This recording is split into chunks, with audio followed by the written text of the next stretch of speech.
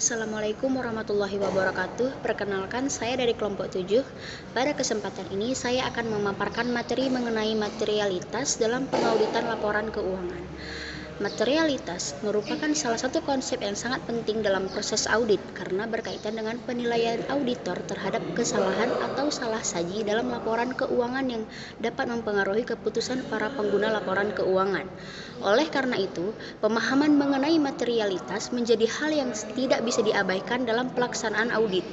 Dalam video ini, saya akan menjelaskan salah satu bagian dari materi tersebut, yaitu materialitas dari sisi kuantitatif, dengan bahasa yang lebih sederhana agar mudah dipahami, namun tetap sesuai dengan pembahasan yang terdapat dalam paper. Materialitas adalah suatu kondisi di mana informasi akuntansi dianggap penting apabila penghilangan atau kesalahan penyajiannya dapat mempengaruhi keputusan ekonomi pengguna laporan keuangan. Konsep materialitas menunjukkan bahwa tidak semua kesalahan dalam laporan keuangan memiliki dampak yang sama terhadap pengambilan keputusan. Dalam audit, materialitas digunakan sebagai batas toleransi kesalahan. Auditor tidak diwajibkan untuk menemukan seluruh kesalahan yang ada, melainkan hanya kesalahan yang bersifat material. Oleh karena itu, materialitas bersifat relatif dan dapat berbeda antara satu perusahaan dengan perusahaan lainnya. Secara umum, konsep materialitas dapat dijelaskan melalui beberapa poin utama. Yang pertama, materialitas dari sisi kuantitatif, yaitu berkaitan dengan besarnya nilai salah saji. Kesalahan yang jumlahnya besar dan melebihi ambang batas materialitas dapat mempengaruhi keputusan investor dan kreditur. Contohnya, salah saji laba bersih dalam jumlah besar dapat mengubah persepsi kinerja perusahaan. Yang kedua, materialitas dari sisi kualitatif. Kesalahan yang nilainya kecil tetap dapat dianggap material apabila berkaitan dengan unsur penting, seperti kecurangan manajemen, pelanggaran peraturan, atau kesalahan penyajian akun yang sensitif. Misalnya, kesalahan kecil pada akun kas akibat kecurangan dapat berdampak besar terhadap kepercayaan penggunaan laporan keuangan. Yang ketiga, materialitas harus dilihat dari sudut pandang pengguna laporan keuangan. Informasi yang dianggap material oleh investor mungkin berbeda dengan yang dianggap material oleh manajemen. Oleh karena itu, auditor harus memahami kebutuhan informasi pengguna utama laporan keuangan agar penilaian materialitas dapat dilakukan secara cepat. Dengan demikian, materialitas bukan hanya persoalan angka tetapi juga menyangkut sifat, konteks, dan dampak informasi. Penilaian ini menuntut adanya profesionalisme, pengalaman, serta pemahaman yang baik terhadap kondisi perusahaan yang diaudit. Selain itu, penerapan konsep materialitas membantu auditor dalam meningkatkan efisiensi audit. Dengan menetapkan batas materialitas, auditor dapat memfokuskan prosedur audit pada area yang memiliki resiko salah saji material paling tinggi, sehingga penggunaan waktu dan biaya audit menjadi lebih optimal. Poin selanjutnya, C. Hubungan materialitas dengan berbagai jenis pendapat auditor. Materialitas memiliki hubungan yang erat dengan jenis pendapat auditor. Apabila salah sajian ditemukan tidak material, auditor dapat memberikan pendapat wajar tanpa pengecualian. Pendapat ini menunjukkan bahwa laporan keuangan telah disajikan secara wajar dalam semua hal yang material sesuai dengan standar akuntansi yang berlaku. Hubungan antara materialitas dan pendapat auditor dapat dijelaskan melalui beberapa kondisi. Apabila salah saji bersifat tidak material, baik secara individual maupun kumulatif, maka auditor tidak perlu memodifikasi opininya. Contohnya, kesalahan kecil dalam pencatatan biaya operasional yang tidak mempengaruhi laba secara signifikan. Apabila salah saji bersifat material tetapi tidak menyeluruh, auditor akan memberikan pendapat wajar dengan pengecualian. Kesalahan ini biasanya terbatas pada akun atau area tertentu. Contohnya, kesalahan penyajian persediaan yang material tetapi tidak mempengaruhi akun lain secara luas. Apabila salah saji bersifat material dan menyeluruh, auditor akan memberikan pendapat tidak wajar. Kondisi ini menunjukkan bahwa laporan keuangan secara keseluruhan tidak dapat dipercaya. Contohnya, manipulasi besar-besaran atas pendapatan yang mempengaruhi hampir seluruh laporan keuangan. Selain itu, apabila auditor tidak memperoleh bukti audit yang cukup dan tepat atas hal yang material akibat pembatasan ruang lingkup, auditor dapat memberikan pendapat tidak menyatakan pendapat, disclaimer. Dalam hal ini, Auditor tidak dapat memberikan keyakinan yang memadai atas laporan keuangan. Dengan demikian, penilaian materialitas menjadi dasar utama dalam menentukan bentuk dan jenis pendapat auditor. Kesalahan dalam menilai materialitas dapat berakibat pada pemberian opini yang tidak tepat dan menurunkan kredibilitas auditor.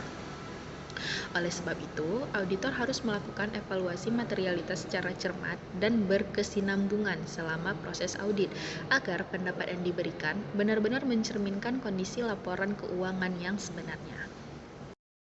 Selanjutnya, keputusan mengenai materialitas. Keputusan mengenai materialitas merupakan hasil pertimbangan profesional auditor setelah mengevaluasi seluruh bukti audit yang diperoleh. Auditor harus mempertimbangkan apakah salah saji yang ditemukan baik secara individu maupun secara kumulatif telah melebihi tingkat materialitas yang ditetapkan. Dalam pengambilan keputusan ini, terdapat beberapa aspek yang dipertimbangkan auditor. Auditor mengevaluasi jumlah dan sifat salah saji yang ditemukan selama audit. Kesalahan kecil yang terjadi berulang kali dapat menjadi material jika dikumpulkan. Auditor mempertimbangkan dampak salah saji terhadap laporan keuangan secara keseluruhan. Kesalahan yang dipengaruhi laba, arus kas, atau posisi keuangan secara signifikan akan lebih diperhatikan. Contohnya, salah saji pada laba bersih dapat mempengaruhi keputusan investor. Auditor memperhatikan respon manajemen terhadap temuan audit. Apabila manajemen bersedia melakukan koreksi, maka risiko salah saji dapat dikurangi. Sebaliknya, penolakan manajemen terhadap koreksi menjadi indikasi risiko yang lebih tinggi. Keputusan mengenai materialitas ini sangat menentukan jenis pendapat audit yang akan diberikan. Oleh karena itu, auditor dituntut untuk bersikap objektif, independen, serta berpegangan pada standar profesional, agar keputusan yang diambil dapat dipertanggungjawabkan. Keputusan mengenai materialitas juga harus didokumentasikan dengan baik dalam kertas kerja audit. Dokumentasi ini penting sebagai bukti bahwa auditor telah menggunakan pertimbangan profesional yang memadai dalam mengevaluasi salah saji. Selain itu, dokumentasi keputusan materialitas berguna apabila di kemudian hari terjadi pemeriksaan ulang atau sengketa yang berkaitan dengan hasil audit. Dengan dokumentasi yang jelas, auditor dapat menunjukkan dasar pertimbangan yang digunakan dalam pengambilan keputusan audit. Selanjutnya yaitu faktor-faktor mempengaruhi pertimbangan materialitas, yaitu pertimbangan materialitas dipengaruhi oleh berbagai faktor, antara lain ukuran perusahaan, kondisi keuangan perusahaan, serta risiko audit.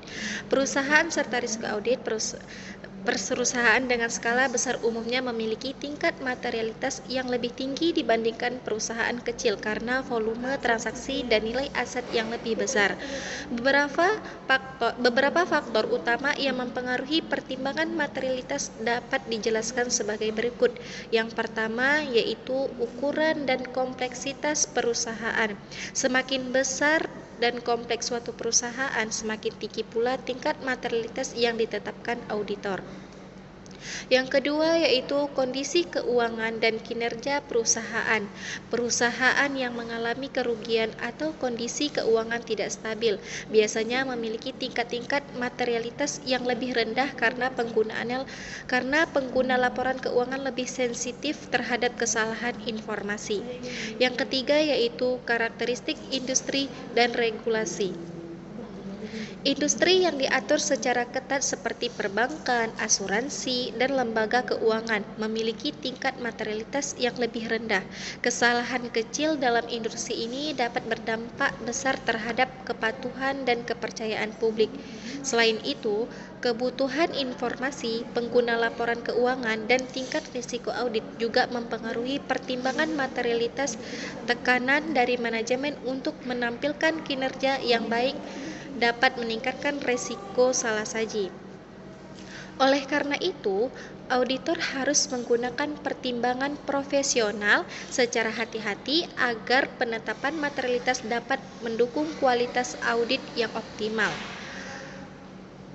Faktor lingkungan eksternal seperti kondisi ekonomi makro dan stabilitas pasar juga dapat mempengaruhi pertimbangan materialitas.